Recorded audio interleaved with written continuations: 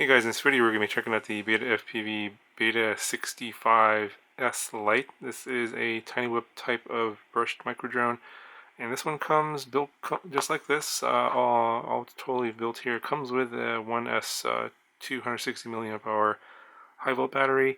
I guess if you're looking for like some sort of a tiny whip type of micro drone for racing or sort of indoor flying and stuff, this one is very interesting. You might want to check it out if you really hate Betaflight and hate tuning and hate connecting this up to a computer. You just want to go charge a battery and go fly. And that's sort of the pro or the upside to this model. Is it is very cookie cutter. It comes pre-flashed with the Silverlight firmware.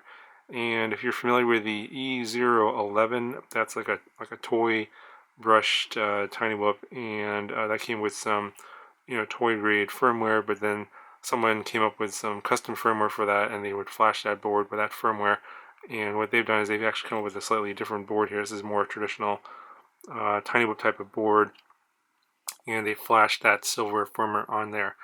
And it already comes with a tune out of the box, which is nice. It's a fairly decent tune. It's not the best. It can be tweaked, although tweaking the PIDs and the rates and stuff on this if you have to do it via the transmitter, is kind of a pain in the butt. And which at that point, if you want to fiddle with the tune, you might as well just go to a Betaflight board. But the receiver that's on here is using the Bayang Toys protocol. It's the same one that's on the E011 toy grade board. So you could use that toy grade transmitter if you want. But really, what they're targeting is people that have the jumper, like I do. I have the this is the version 2, and also will work with the version 1. And in this case, let me just show you really quick here which protocol you want to use. Okay, so basically in your model setup, you want to go down to here and select Bayang as the protocol, and then every time you turn on the transmitter, it will try and bind to the receiver on this drone.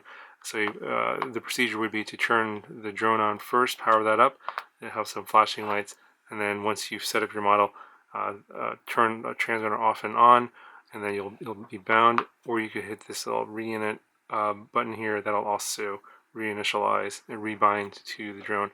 So it'll work with the jumper, either the version 1 or version 2, or any of the Deviation TX type of mods where they have the 4-in-1 protocol board.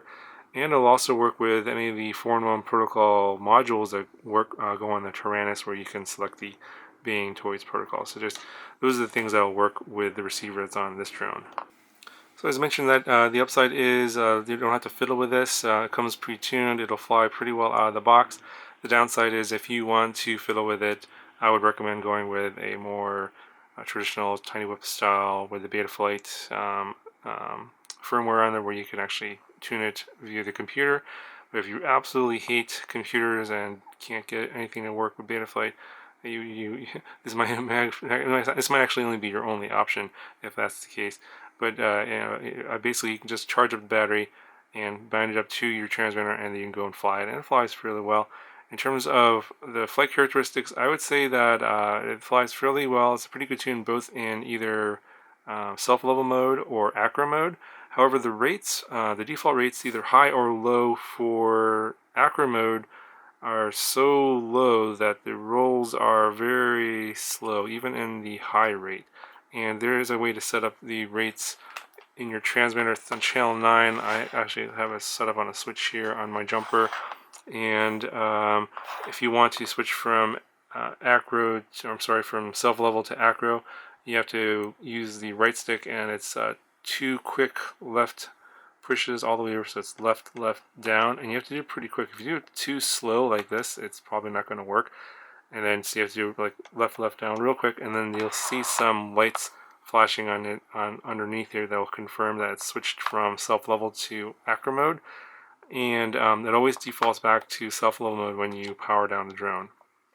So what I found is when I was flying in acro mode and trying to do flips and rolls and trying to do a little acro fight, even on the high rate, it was just too slow. So the rolls were just too slow. So this is not really meant for doing freestyle acrobatics. I suppose you could go into the settings with the transmitter, and you have to obviously read the manual, and I'm not going to go into that because it's pretty complicated. And if you're going to bother doing all that, I would recommend just going with the Betaflight style tiny whip instead of this one. But it is possible, and you could adjust that. But if you want to get this for ease of use, that's definitely not the way to go. I would recommend just using this in self-level mode and flying it indoors. Or if you're an acroflyer, acro mode works just as fine as well. And the last thing that I want to mention is that the price is pretty decent for this. It comes obviously with the FPV system and everything pre-built like this. Was like $43 on Amazon.com. If you want to change the channel and bands on your video transmitter here, you do have to take these two screws off, by the way. And there's some lights inside, and then on a single button where you long press and short press to change bands of channel. That's pretty standard stuff. It's not too difficult to do. But the problem is if you want to change the channels quickly, obviously you can see here you have to take the canopy off every time, so you're kind of locked into a single channel. Anyway, it's enough of me rambling on about this. Overall, I'd recommend this if you want to just do self-level flying around indoors. It flies pretty well, and you don't want to deal with Betaflight. But then keep in mind you do need to get a radio like the jumper, so I guess it's sort of a con there if you don't want to use a Tory-grade transmitter. Go ahead and show you some flight demo footage at this point. If you have any questions, let me know, and I'll talk to you guys in the next one.